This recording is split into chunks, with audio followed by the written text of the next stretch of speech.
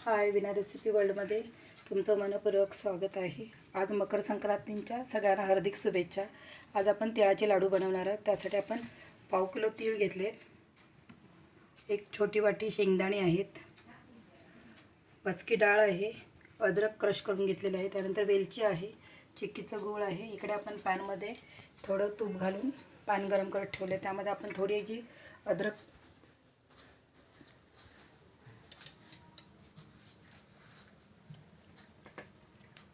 सर्वप्रथम आपण जे तीळ घेतले ते भाजून घ्यायचे आहेत आपल्याला।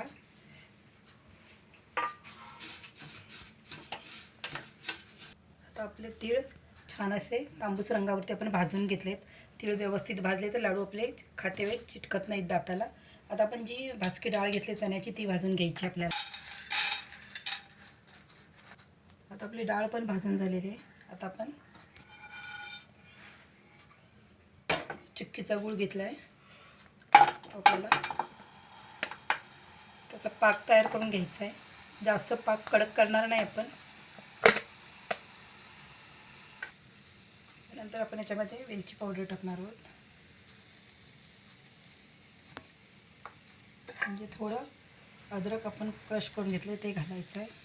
आता हे आपण जे पाक तयार करणार त्याच्यामध्ये ते अद्रक आपल्याला व्यवस्थित मॅश करून घ्यायचं आहे। आता हे पाहू शकता तुम्ही, आपण याच्यामध्ये वेलची आणि अद्रक घातले होते। आता गूळ मेल्ट होत आलेला आहे आपला। आता त्यामध्ये आपण जे शेंगदाणे, तीळ आणि डाळ घेतलेली आहे ती घालून घेणार आहोत। आता आपण हे गुळाच्या पाकामध्ये पूर्ण मिक्स करून घ्यायचं आहे आणि मग आपण त्याचे लाडू बांधायचे।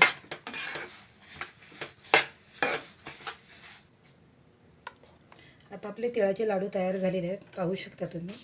अशाच नवनवीन रेसिपींचा आस्वाद घेण्यासाठी माझ्या चॅनेलला लाईक, कमेंट आणि सबस्क्राईब नक्की करा। चला तर मग भेटूया पुढच्या रेसिपीमध्ये।